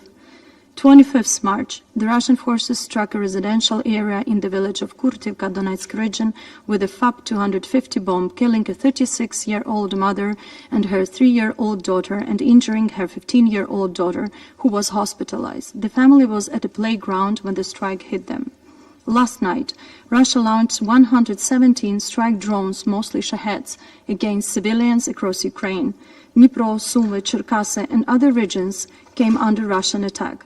Kryvyi Rih suffered a massive drone strike targeting a local enterprise and the civilian infrastructure.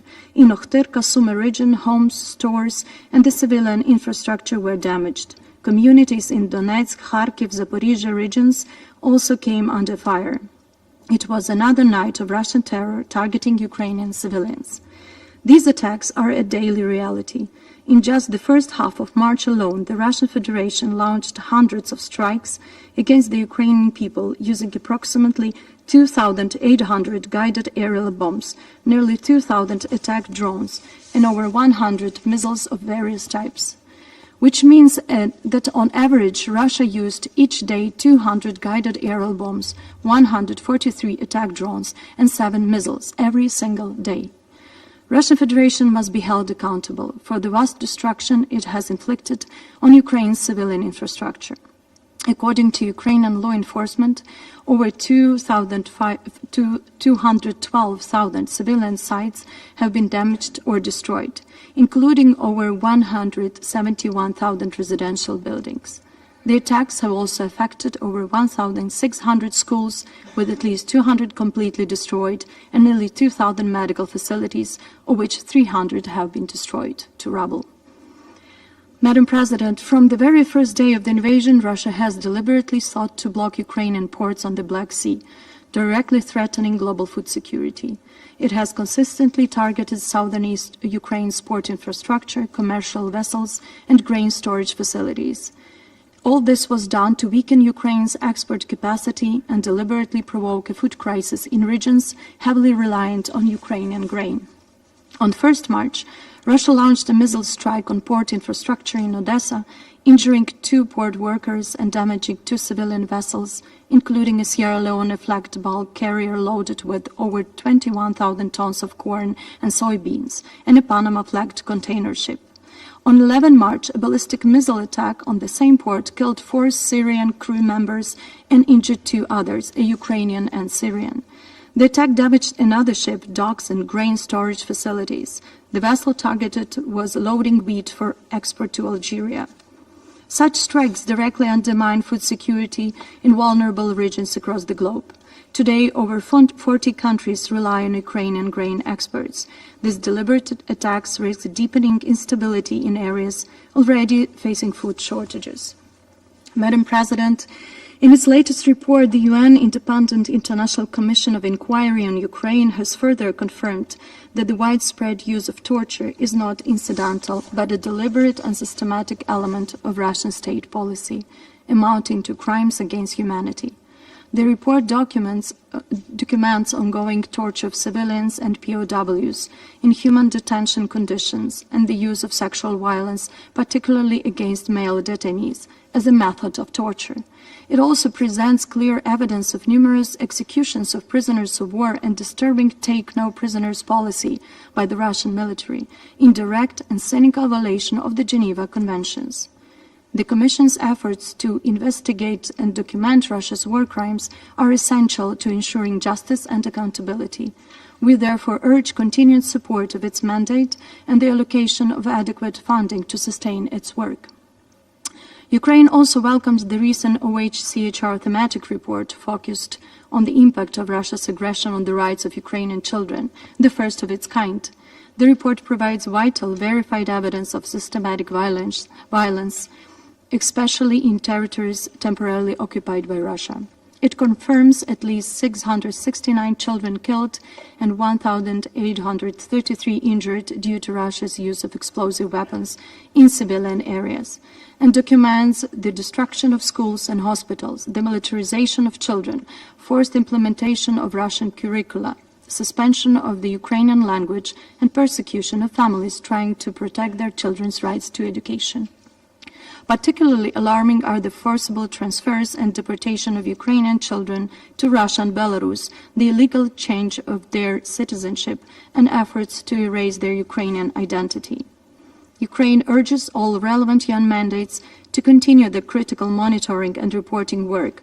We call on the international community to act on these findings, ensuring accountability and supporting the return of deported children through initiatives such as the Bring Kids Back UA platform and the International Coalition for the Return of Ukrainian Children. On 20 March, we saw one more Kremlin's decree which provides for the forced expulsion of Ukrainian citizens living in the temporarily occupied territories and in the territory of Russia, without so-called legal grounds. Yet another step in Russia's campaign of discrimination, persecution, and forced displacement of Ukrainian citizens from their homeland or coercion to acquire the status of a foreigner. These systematic deportations and persecutions are part of Russia's policy of genocide against Ukrainian people. Responsible for the crime of aggression, war crimes, and crimes against humanity must be brought to justice. We are grateful to all those who contribute to freeing our people from Russian captivity, both military and civilian, as well as to return Ukrainian children who were forcibly taken by the Russians. It remains our priority. Madam President, Ukraine began recording episodic cases of the use of dangerous chemical substances by the Russian troops from the beginning of the full-scale invasion in flagrant violation of the Chemical Weapons Convention by using hazardous chemical substances. According to the Ministry of Defense of Ukraine, from February 2023 to February 2025, there have been recorded and documented over 6,900 cases of Russia's use of munitions containing hazardous chemicals. Over 3,400 Ukrainian servicemen have been hospitalized and with poisoning from chemicals used by the Russians. The two reports of the Organization for the Prohibition of Chemical Weapons emphasize that the evidence provided by Ukraine has been collected and provided to the OPCW representatives in compliance with the chain of custody and relevant procedures. Two independent OPCW-designated laboratories have confirmed that the evidence provided by Ukraine contains CS substance, which is a part of riot control agents. The situation at Zaporizhzhia nuclear power plant remains critically difficult. The Russian Federation continues to ignore the UNGA Resolution 78/316, safety and security of nuclear facilities of Ukraine, including the Zaporizhzhia nuclear power plant, and IAEA General Conference and Board of Governors resolutions on nuclear safety and security in Ukraine. The only way to ensure nuclear safety and security is the complete withdrawal of the Russian Federation's troops and other unauthorized personnel from the ZNPP facilities, and the return of the plant to the full sovereign control of Ukraine. Madam President, Ukraine welcomes President Trump's continued efforts to end Russia's aggression against Ukraine and restore a just and lasting peace. We welcome American mediation and advancing this process. We are grateful to Saudi Arabia for hospitality and facilitation. Nobody wants peace more than Ukrainians. Ukraine has already clearly demonstrated its desire for peace and its readiness to take concrete steps. But we won't accept peace at any price, as any appeasement of aggressor would only encourage it to continue attacks in the future. Ukraine has made its three principled positions clear. First, we will not recognize any temporarily occupied territories of Ukraine as Russian. Second, we will not agree to any foreign diktat regarding the structure, number, and other characteristics of the defense forces of Ukraine. Third, we will not accept any restrictions on Ukraine's sovereignty, our domestic and foreign policies, including on the choice of alliances that we would like to join. We have already demonstrated our commitment to give peace a chance, as Ukraine has agreed to the US proposal of an immediate, interim, and full 30-day ceasefire. Russia's refusal to support it is a clear evidence who is an obstacle to peace. A crucial aspect of any future peace framework is that a temporary ceasefire does not turn into a frozen conflict. Current ceasefire efforts, the results of the consultations in Riyadh on 23rd-25th March 2025, are only a measure that has to lay the foundation for permanent peace. Ukraine and the United States have agreed to a ceasefire regarding energy facilities. We believe that such a ceasefire took effect at the moment when the relevant statement was published following the Ukrainian-US meeting. Ukraine and the United States also agreed on a ceasefire in the Black Sea, which applies not only to civilian shipping but also to ports. We believe that the agreement on the sea does not extend to Russian warships. If Russian warships currently concentrated in the eastern part of the Black Sea enter our territorial waters, Ukraine will consider this as a threat and will exercise our right to self-defense. We continue working closely with our American and European partners to achieve a comprehensive, just and lasting peace with real security guarantees for our people. Madam President, Moscow speaks of peace while launching brutal strikes almost daily on densely populated residential areas in major Ukrainian cities. Instead of making hollow statements about peace, Russian Federation must stop bombing Ukrainian cities and end its war against civilians. Everyone should focus on Russian actions, not their statements. The coming days will be critical in determining whether Russia is serious about peace or intends to deceive the United States and the world. Any diplomacy with Moscow must be backed by sanctions, pressure, and increased support for Ukraine. To push Russian Federation toward peace, we need strong measures and decisive actions. We are ready to take the necessary steps toward peace as quickly as possible, together with the United States, Europe, and all partners. However, if Russian Federation continues attacking our energy sector, we will respond. If Russia manipulates the naval ceasefire, we will work with our partners to increase pressure. Our position will remain strong. Ukraine resists and stands firmly. We will continue to defend ourselves. To sustain this fight against aggression, we need further international support, including in arms. NATO and the EU are indispensable elements of regional security, and Ukraine is eager to become a part of them, not only as a security recipient, but as a security provider. We must establish a comprehensive, just, and lasting peace for Ukraine based on the principles of the UN Charter and with clear security guarantees. I thank you. I thank the representative of Ukraine for the statement, and I give the floor now to the representative of Lithuania. Thank you, Madam President. I have the honor to speak on behalf of the three Baltic states, Estonia, Latvia, and my own country, Lithuania. We align ourselves with the statement of the European Union. We thank our briefer, Assistant Secretary General Ms. Joyce Misuė, for the valuable information provided. The Baltic states strongly support the role of the UN agencies and volunteers providing humanitarian assistance to Ukraine.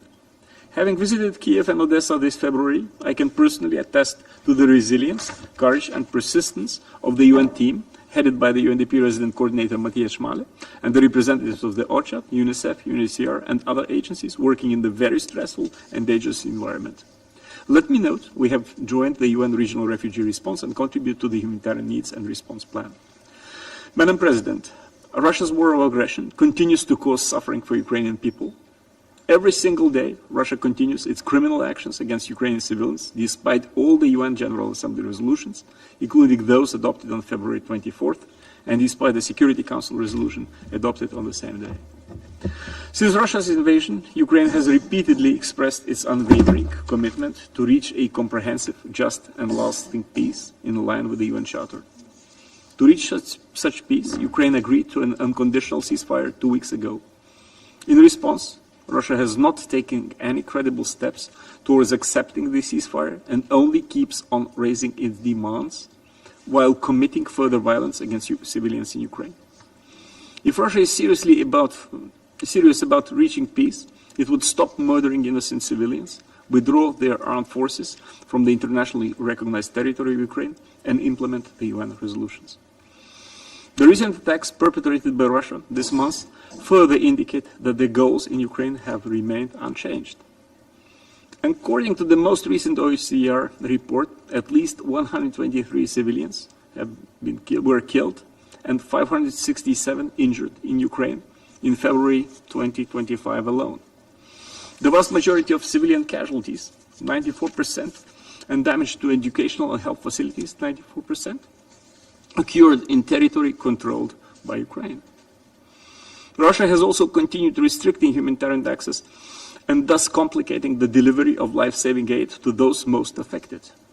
We also fear for the fate of civilians in the temporary occupied territories, as humanitarian access for humanitarian workers to those territories is non-existent. The Independent International Commission of Inquiry on Ukraine, in its March report, has stated that Russian authorities committed enforced disappearances and torture as part of the widespread and systematic attack against civilian population and pursuant to a coordinated state policy. Madam President, President Putin's latest decree forcing Ukrainians in Russia or temporary occupied territories of Ukraine to leave or to receive Russian documents by September 10th is yet another example of Russia's ongoing policy of ethnic cleansing, Russification, and forced assimilation, aiming to erase Ukrainian identity and nation. This is in gross violation with the international human rights law and the Convention on the Prevention and Punishment of the Crime of Genocide. Madam President, the Baltic states strongly condemns Russia's aggression against Ukraine in blatant violation of UN Charter and international law. Russia's continued attacks against civilians, including children, humanitarian workers, and medical personnel, constitute heinous war crimes. We demand full accountability for the war crimes and crimes against humanity committed during Russia's war of aggression against Ukraine. Launched last April, the Register of Damage for those affected by Russia's aggression enabled to work on the compensation mechanism. Furthermore, the European Court of Human Rights is dealing with over 4,000 cases against Russia related to events in Crimea, Donbass, and wider war against Ukraine. While war crimes, crimes against humanity, and genocide can be prosecuted by the International Criminal Court, the crime of aggression can only be prosecuted by the Special Tribunal. The Baltic states have continuously advocated for a strong and effective special tribunal that would be empowered to bring justice for the crime of aggression against Ukraine, having broad cross-regional support.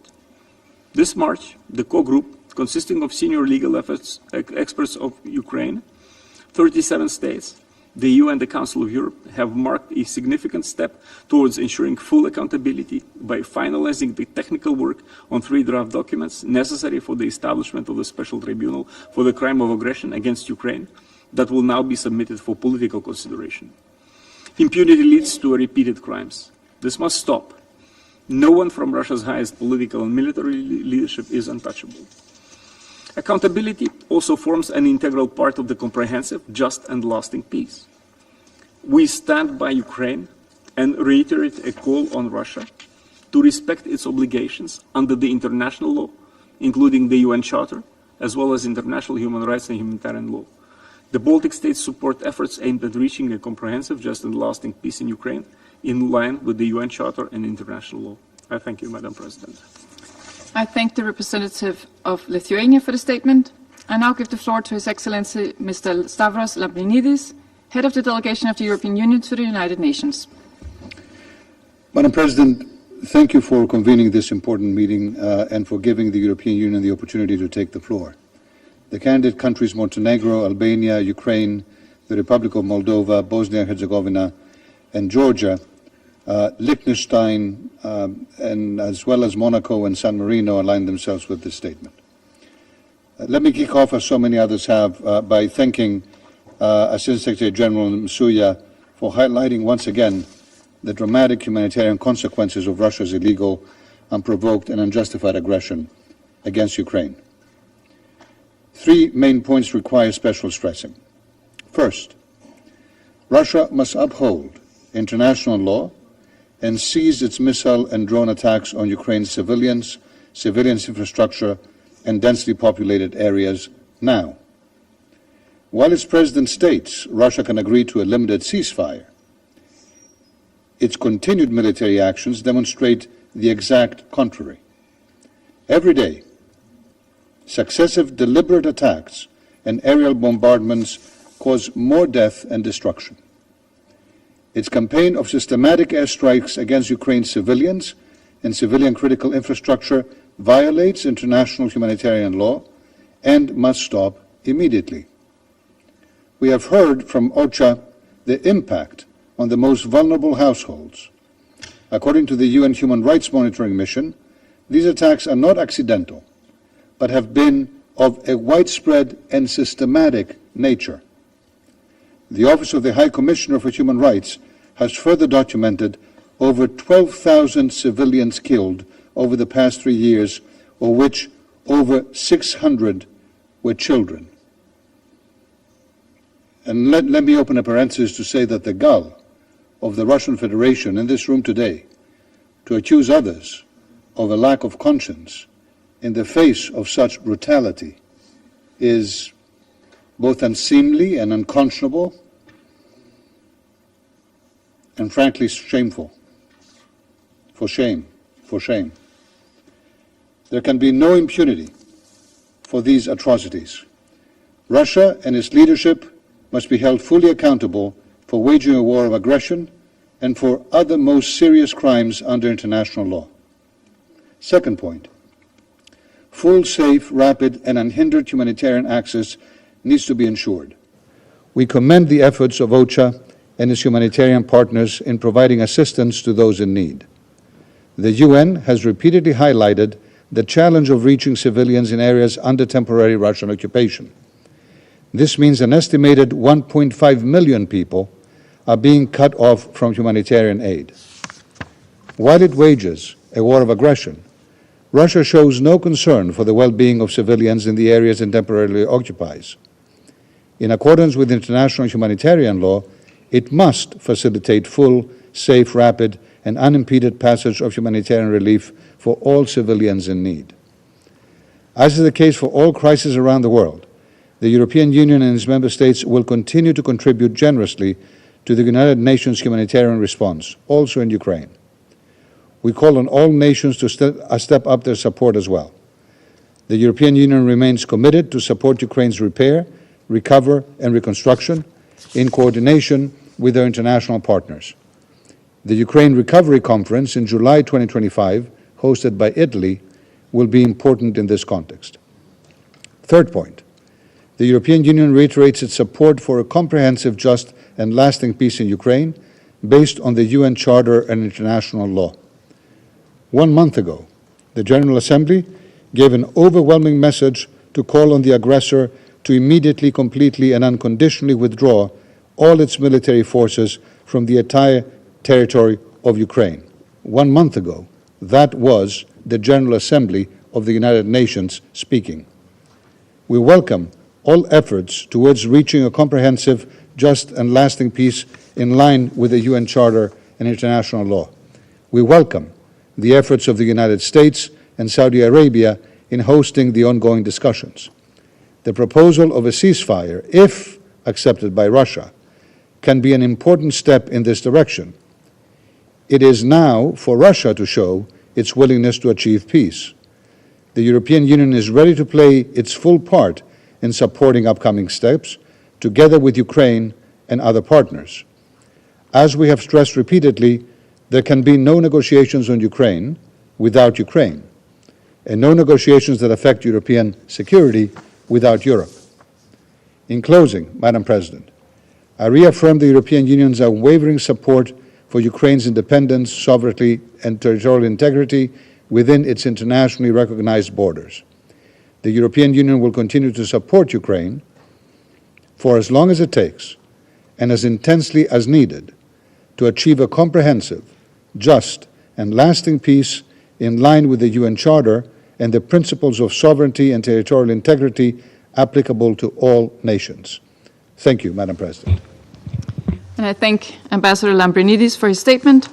I now give the floor to the representative of Poland.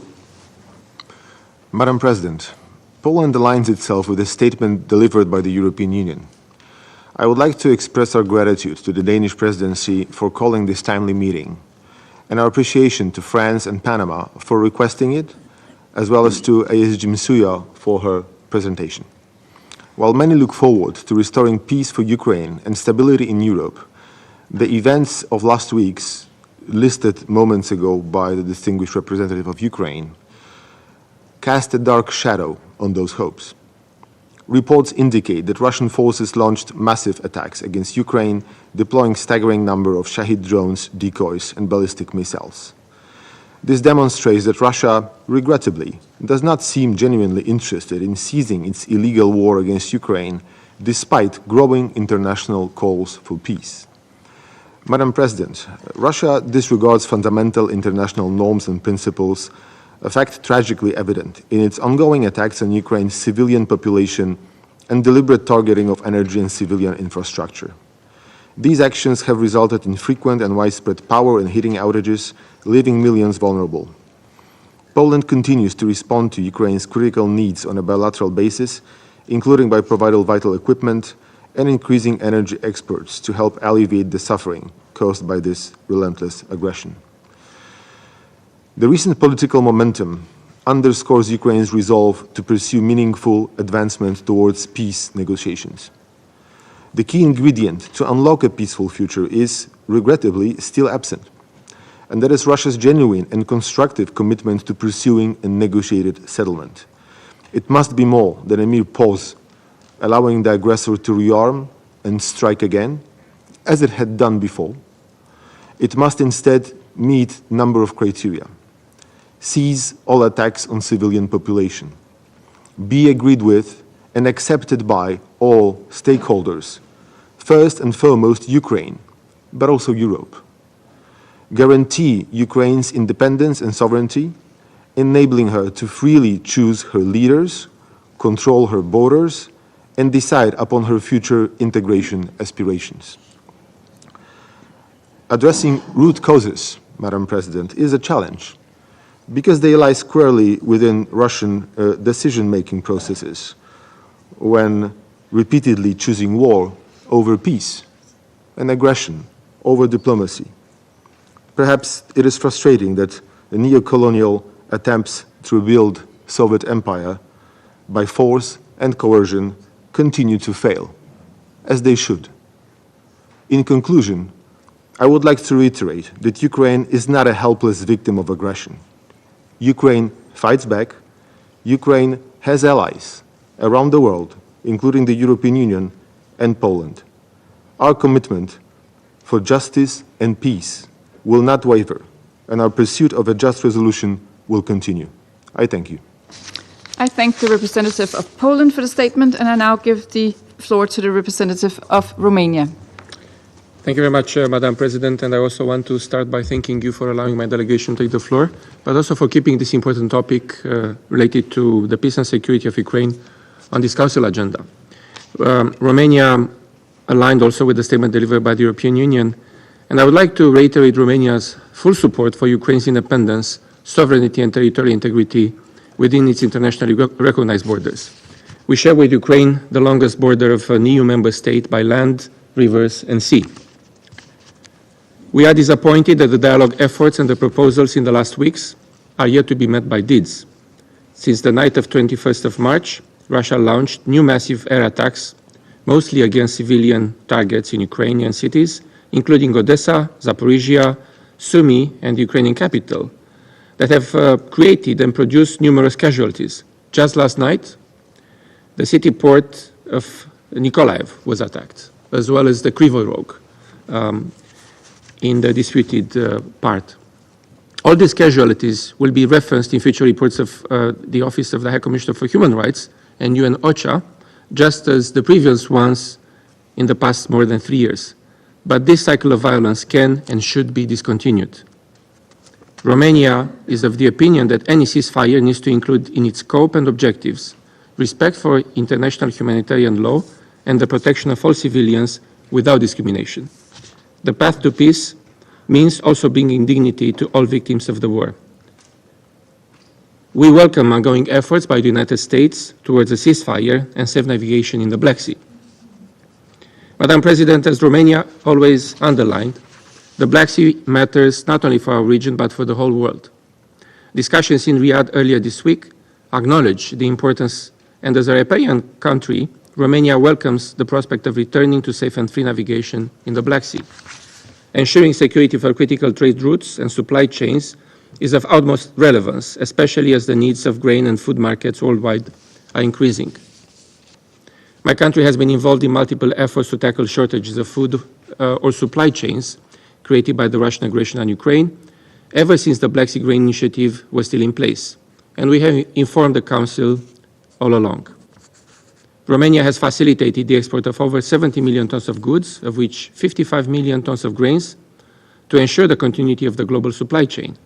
At the same time, the European Union created the European Solidarity Lanes, which made use of the Romanian infrastructure alongside other neighboring countries to Ukraine to make available food products to the global market. In closing, Madam President, our long-standing position since day one of the Russian invasion of Ukraine has been very clear. The achievement of a comprehensive, just and lasting peace needs to be in line with the UN Charter and the principles of sovereignty and territorial integrity applicable to all nations. Thank you, Madam President. I thank the representative of Romania for the statement, and I now give the floor to the representative of Finland. Thank you, Madam President. I have the honor to address the Council on behalf of the Nordic countries, Denmark, Iceland, Norway, Sweden, and my own country, Finland. And I thank the Assistant Secretary General for her briefing. To achieve peace, we have to talk about its contours, and we note the ongoing discussions to this end. Ukraine deserves peace, a peace that is comprehensive, just, and lasting, based on the rules and principles enshrined in the Charter and international law. Any other short-term solution risks renewed conflict or aggression elsewhere. The Nordic countries stand ready to support all efforts towards a sustainable peace.